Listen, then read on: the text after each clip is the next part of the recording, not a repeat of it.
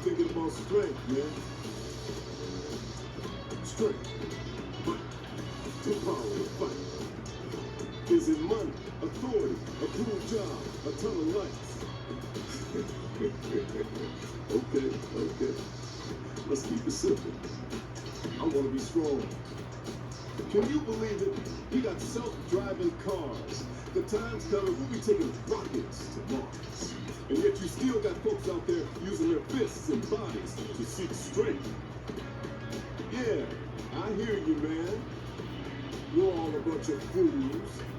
But, you know, if you want to know about strength, you just gotta get to it. We fighting fools are all getting to it on the streets.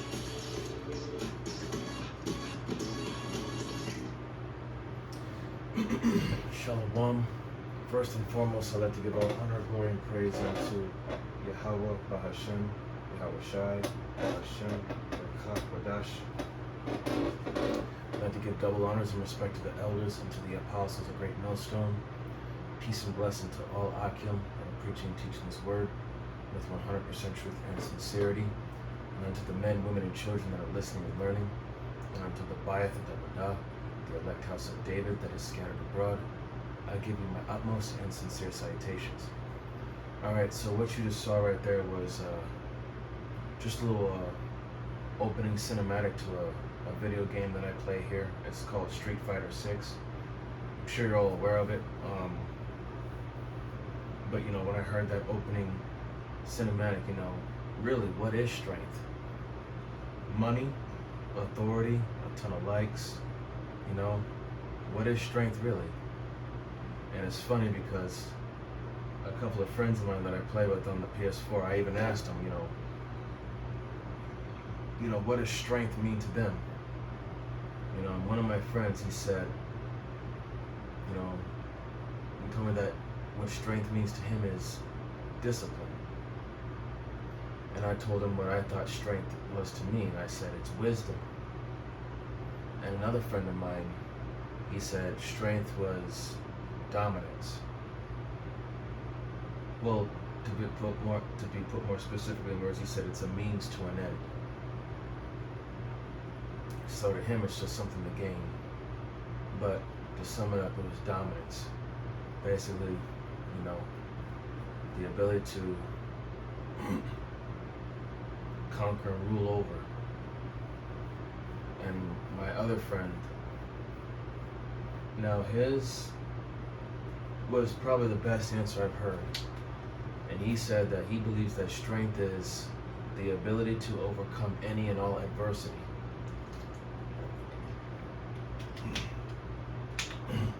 And you know, I thought about all the other answers that I got from my other friends, you know, including myself: wisdom, discipline, dominance, overcoming adversity. And if you really think about it, those things, you know, wisdom, discipline, dominance, and overcoming adversity, those are basically prerequisites, you know, to be able to, you know, deal with what's coming, which is Jacob's trouble. And it's literally right here. It's just a matter of time of when, and, you know, when and where is it going to pop off. Where, when, who, what, why, how, and all that. So, I got a few scripts here. So again, you know, this is the meaning of strength. You know, what is it? What is strength really? You know, and you gotta ask yourself that. What is strength? This is going to be the book of 1 Peter.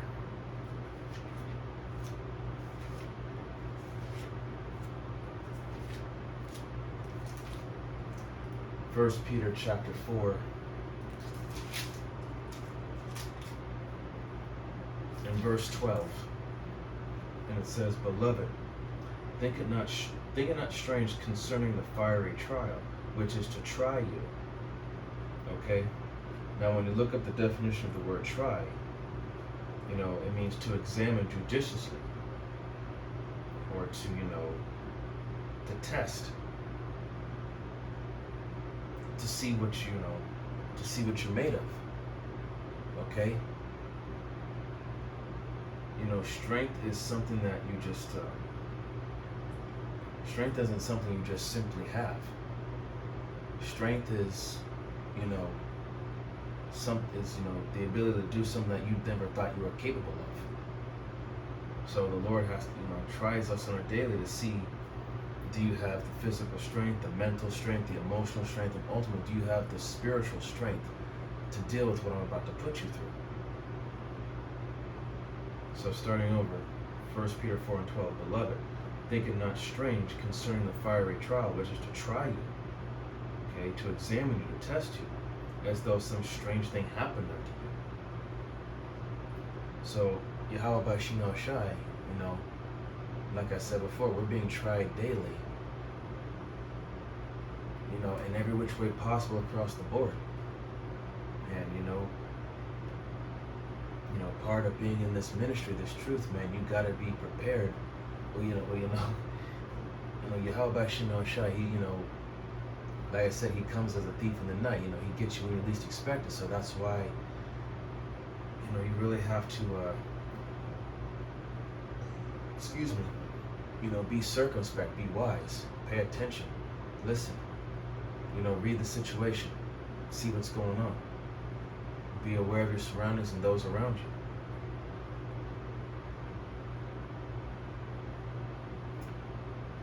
Verse 13.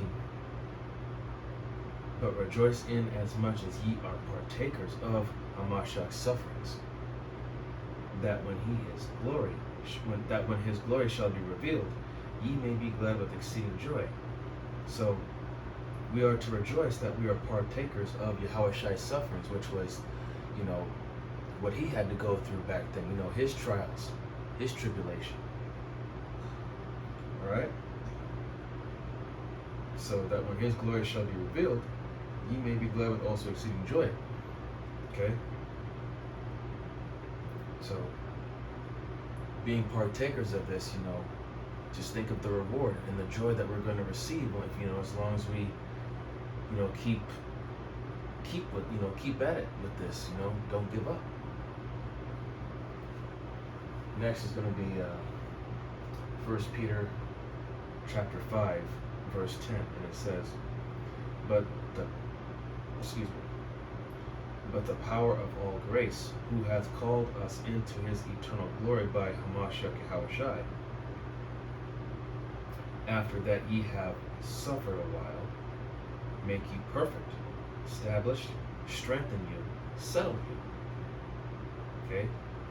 So, we can't be perfected without affliction. Okay? We can't become pure without going through that fire to work out those, those impurities. Okay? All that we've gone through while being in this truth, this is, even though as of right now it's a light trial, but still, Yahweh Bashina Shai is working out those kinks. He's working out those flaws in you. Okay? Because at the end of the day, Yahweh Bashina Shai wants to see his image in us. Okay? That gold, that true, pure, raw gold that is tried in the fire, that holds that 100% value. Okay? So, I'll read it again.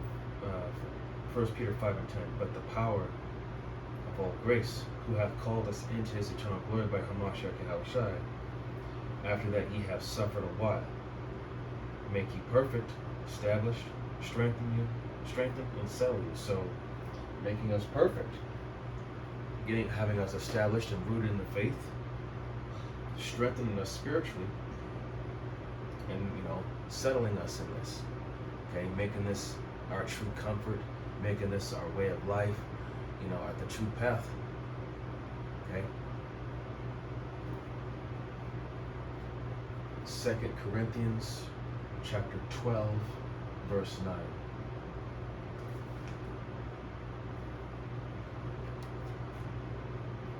And it says, And he said unto me, my grace is sufficient for thee. For my strength is made perfect in weakness. Most gladly, therefore, will I rather glory in my infirmities, that the power of Hamashiach may rest upon me. Okay? So, our strength is made perfect in weakness. So, in order to become stronger, we have to suffer. Okay? So, we glory in our infirmities, which is our imperfections, and these trials that we have to go through. The reason why we glory in them is because these imperfections are something for us to reflect upon, to see, to look in the mirror and see what it is that needs to be worked on. Okay, maybe you need to change a habit or so, change your attitude, switch up your schedule, or whatever the case may be. We glory in these infirmities because it gives us the time to reflect on what it is that we need to work on in order to better ourselves. And it says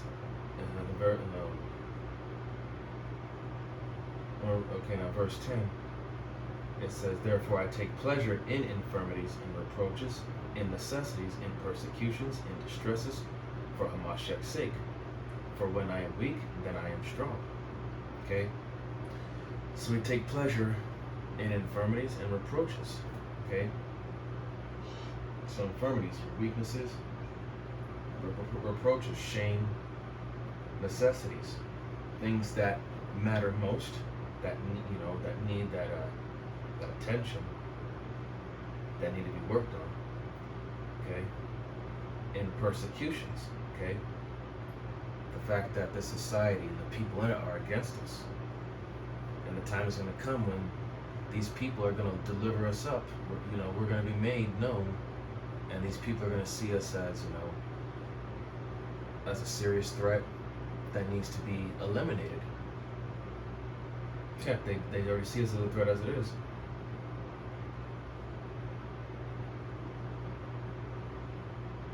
Okay, so in these perfections, man, it gives us the time to look at ourselves and examine ourselves and see, hey, this is how I'm going to become stronger. If I work on this, work on that, and also prioritize.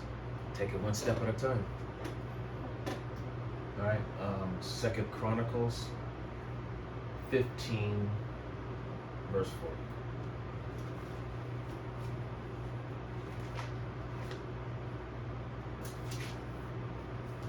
Second Chronicles 15, verse 4. And it says, But when they in their trouble did turn unto the Lord Yahweh of Israel, Yahweh Bashem Yahushai Israel, and sought him, he was found of them.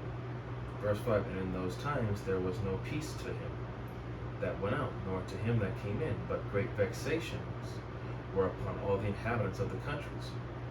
Verse 6, and nation was destroyed of a nation, and city of city, for the Most High did vex them with all adversity.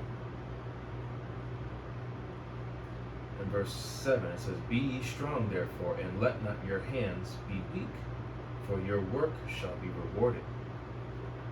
Okay, so in times of trouble, we turn unto Yahweh Bashem Yahushai, to deliver us out of those situations, right? And and those great vexations, brought upon those that didn't fear the Lord. The 2/3, the heathens. In the times, when excuse me. And all the times that Israel went off, Yahweh Bashem Yahushai put us through those vexations, those punishments. Okay? That was to show us, what we're doing is wrong, and what we had to do in order to get right again. Okay? Yahweh Shem Shai, yes, he's going to vex the heathen too with all adversity. As it says in let me get it. Revelation chapter 3, verse 10.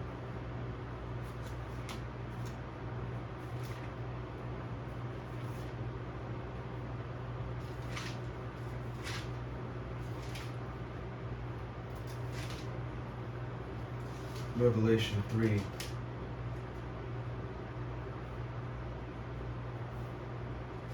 Revelation 3 and 10, and it says, because thou hast kept the word of my patience, I will also keep thee from the hour of temptation, which shall come upon all the world, to try them that dwell upon the earth. We know in Lord 1 that we keep the word of this patience, and that's also another form of strength, is patience. To being able to suffer. Okay? A man of understanding, of great patience, is a powerful man.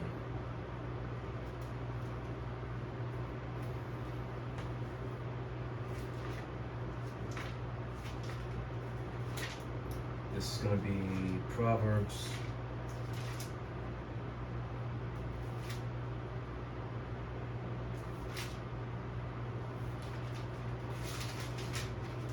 Proverbs 24 and verse 10. If thou faint in the day of adversity, thy strength is small. So, basically saying, if you give up, or lose faith, I should say, in the day of adversity, so when all hell breaks loose and you don't hold fast onto the faith and onto this ministry, what we all strive for. If you give up on it and you bug out, you're basically showing that the Lord that you are weak, and that you have no type of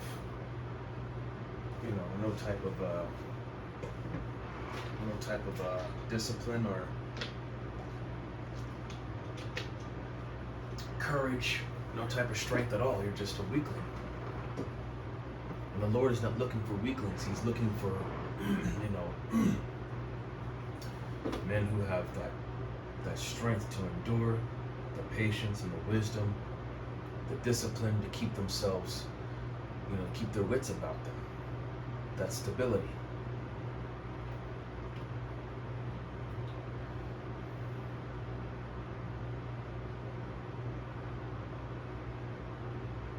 Alright, this is going to be 2 Corinthians again. It's going to be chapter 4.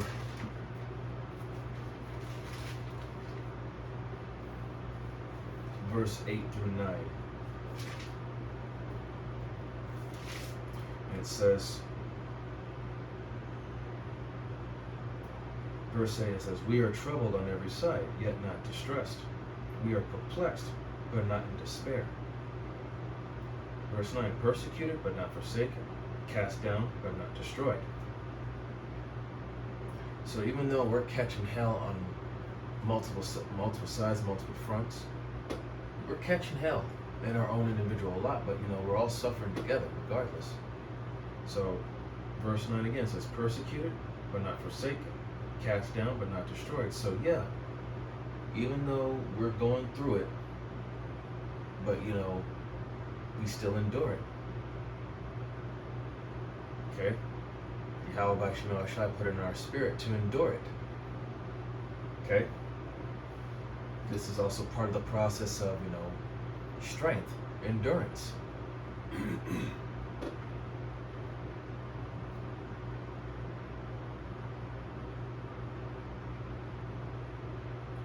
Okay,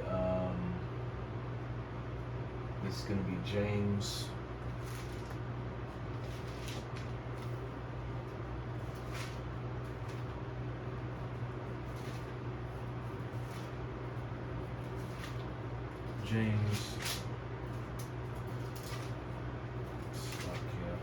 James chapter 1.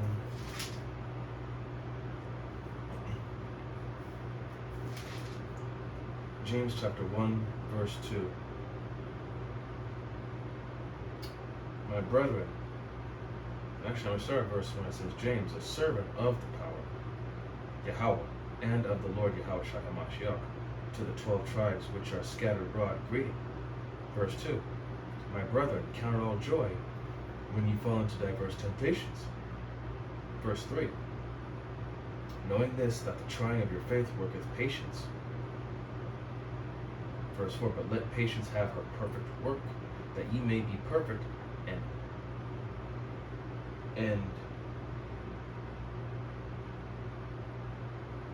may have that ye may be perfect and enter wanting nothing. Okay. So just take these trials and tribulations that you're going through, take them as think of it as like a challenge. You know, like how we all love a good challenge to see if we got what it takes to to overcome this challenge. You know, don't think of it as something that's like a nuisance, because that's not the mindset. That's not the mindset that we are supposed to have. Okay. So, you know, how about Shimei Shai? When he tries us, he's, you know, basically giving us a challenge to see if we have what it takes to overcome it, to pass that little test, you know.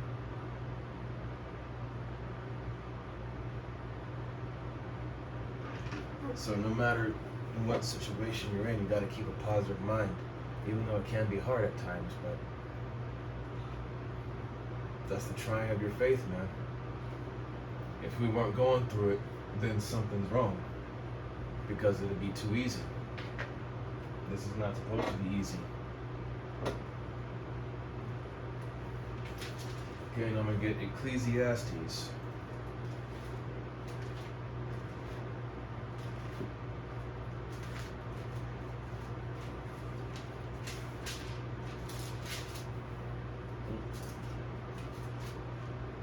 Ecclesiastes chapter 9, verse 16. Now, the reason why I chose wisdom, Ecclesiastes 9 and 16, it says, Then said I, wisdom is better than strength. Nevertheless, the poor man's wisdom is despised, and his words are not heard. Okay? The reason why I chose wisdom when I gave the answer to the question what is strength is because wisdom, you know, the more you know, yes, the more it increases sorrow, yes. But, you know, in the long run, the more you know, the better off you're going to be. Because that way, you know, it's, as I said before, Isaiah 33 and 6, thy wisdom and knowledge shall be the stability of thy times and strength of salvation. The fear of the Lord is his treasure. So the more you know, the better off you're going to be in that time of trouble. Versus someone who has little to no knowledge, little to no stability. They're going to freak out and panic and not know what the hell to do. Versus someone who has the knowledge, wisdom, and understanding to know what to do and how to stay calm and collected while being under pressure. And like I said, it says here, nevertheless, the man's wisdom is despised. The poor man's wisdom is despised, but his words are not heard. And that's us prophets. We're those poor men that are despised, and our words are not heard. Okay, we're not rich. We're not exactly wealthy. We just make enough just to get by and keep it moving. Verse 17. The words of wise men are heard in quiet, more than the cry of him that ruleth among fools. Okay. Verse 18. Wisdom is better than weapons of war, but one sinner destroyeth much good. So wisdom is better than weapons of war. If you have this knowledge, wisdom, and understanding, there will be no need for you to pick up a weapon. Because you have the knowledge. You have that experience. Okay? So, and it says, but one sinner destroyeth much good. Okay? All it takes is one to destroy that which is good. One fuck up. and then it just goes to shit. Okay? That's why, you know, especially the times that we're in, after all the building up that we've done, being rooted in, and we're still building that spiritual arc, you know, all it takes is for one to fuck up a whole lot of good. That's why, you know, Yahweh Shem Yahushai is doing that sifting process, getting rid of those that that's not of his flock, those undesirables, because, you know, being in perfect order, being, you know, on one accord, you know, he doesn't want that messed up. Because all it takes is, you know, just one thing and everything else is out of order. Okay? You know, not, what's that scripture on? One bit of leaven leaveneth the whole lump. Same thing, same concept. So we all have to be together on this, on the same page. Can't be no arguments, no disagreements, none of that. Now we're going to go back to James.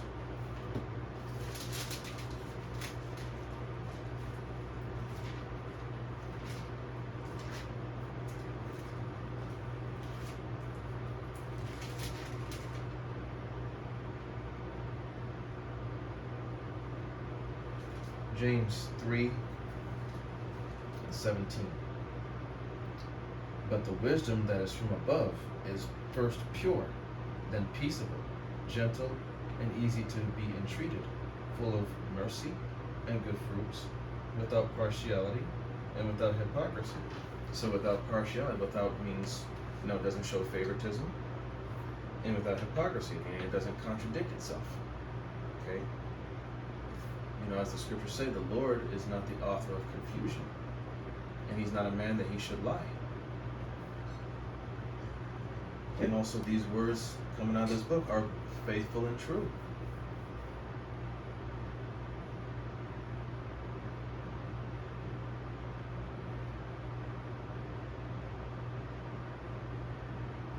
Okay.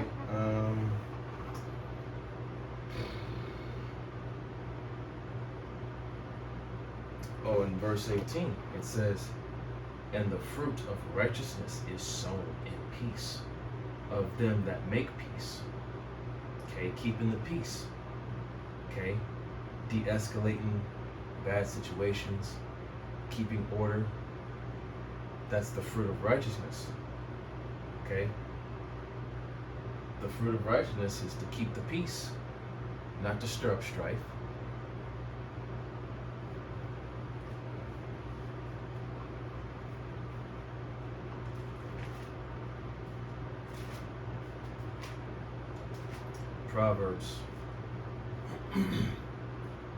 Proverbs chapter 18.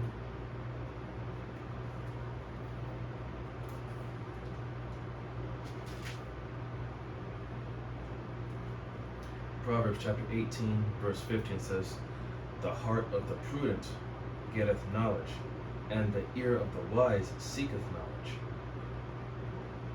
Okay? So, those that have the mind and the ears, you know, those are the ones that are, you know, that seek knowledge. You know, the heart, you know, that's the heart being your mind. So, those who want to, you know, the mindset, you know, to want to know more, to want to, you know, to seek out, you know, the mysteries, the more knowledge, wisdom, understanding. And those that have the ears of the wise seeketh knowledge, you know, the ability to listen, to hear. Okay.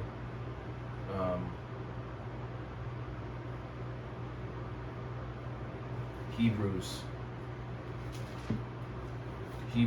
chapter 12.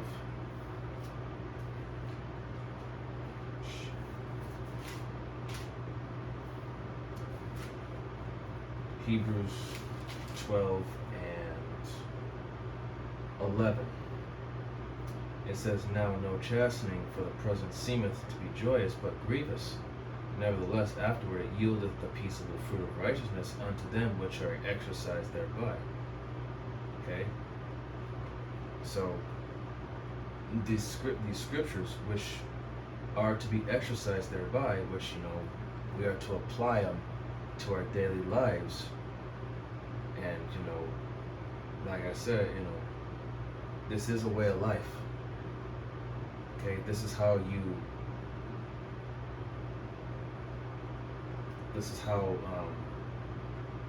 you get back to what you've lost. This is part of having the law, statutes, and commandments being written within our inward parts.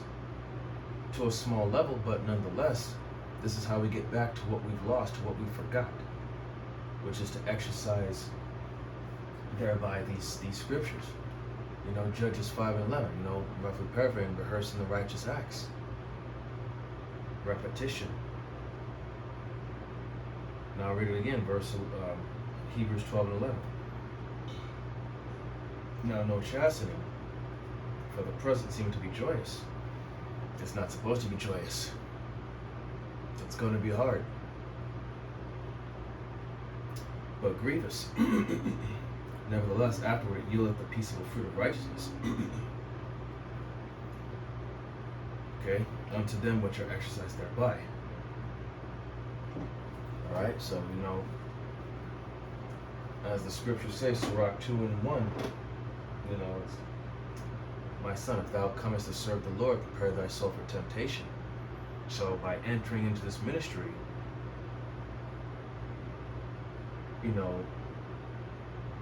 prepare to go through some things. Just remember to keep a spiritual mind. You have to see things from a spiritual aspect. You have to understand. You have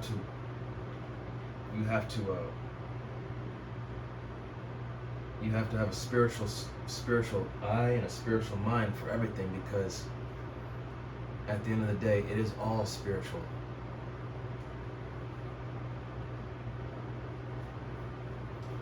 All right. This is gonna be.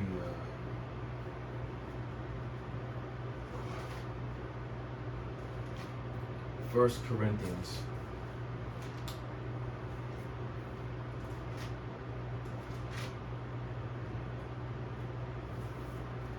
First Corinthians 9 and 27. Okay, now let's see.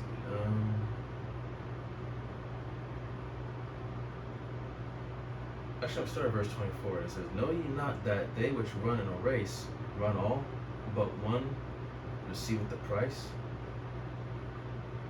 So run that ye may obtain. 25. And every man that striveth for the mastery is temperate in all things. Now they do it to obtain a corruptible crown, but we an incorruptible. Okay? We're not doing this to be seen by the world. We're not trying to obtain a corruptible crown. Okay? That's not true strength. It's not true wisdom. It's not true knowledge and understanding.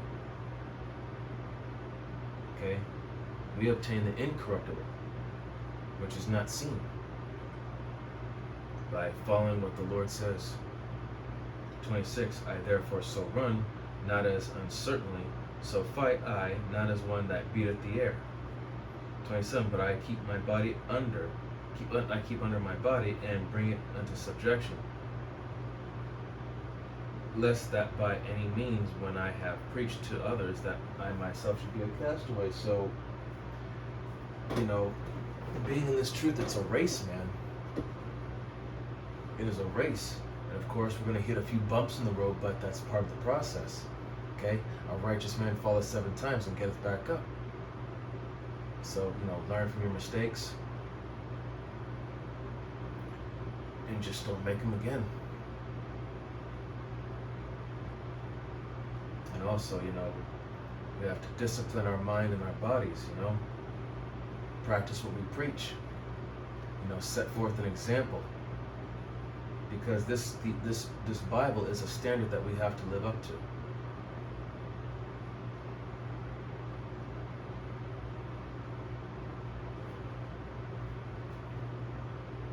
Okay, and I'm gonna get hold on.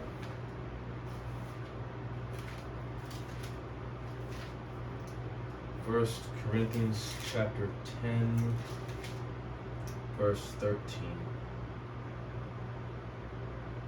And it says, there hath no temptation taken you, but such as is common to man, but the power is faithful, who will not suffer you to be tempted above that you are able, but will with the temptation also make a way to escape, that he may be able to bear it.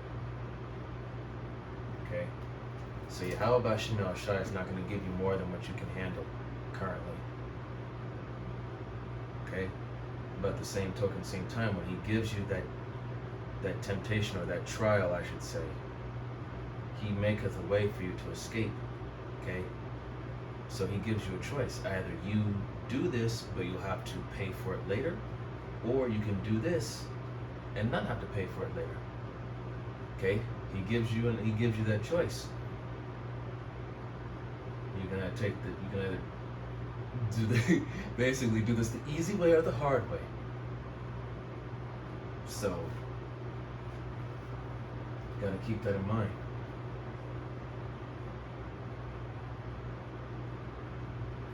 And I'm gonna get Proverbs 25 and 28.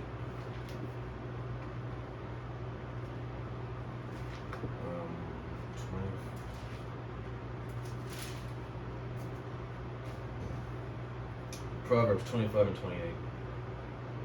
Oh, actually, there we go. We'll start at verse 26.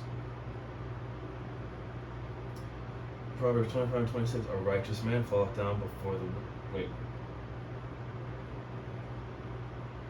Yeah, verse 26.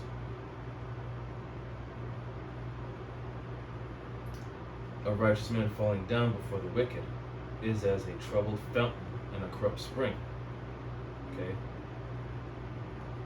So falling down before the wicked, you know,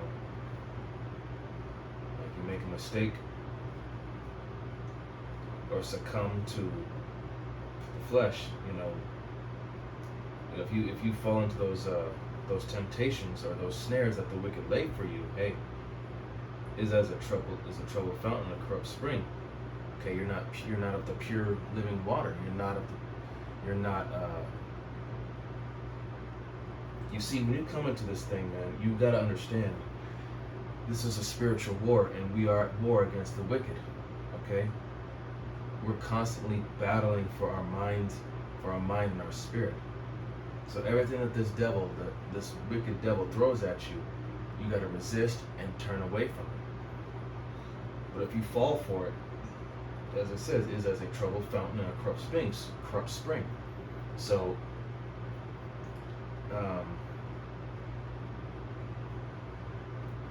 that's why you gotta really,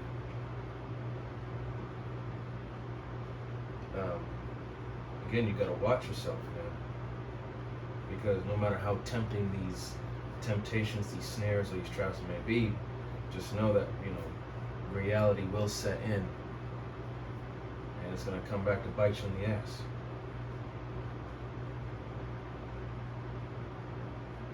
Okay?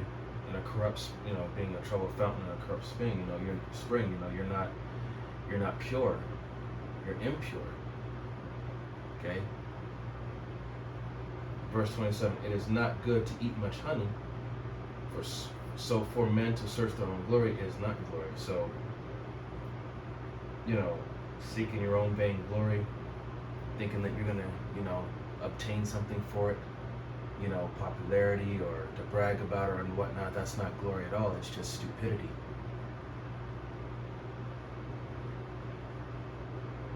Verse 28, he that hath no rule over his own spirit is like a city that is broken down and without walls. So again, another thing about discipline and self-control, which is also part of that standard. Okay? You got to learn to control your emotions, control your mouth, control your stomach, control your action, control yourself, period. Because if not, only trouble awaits.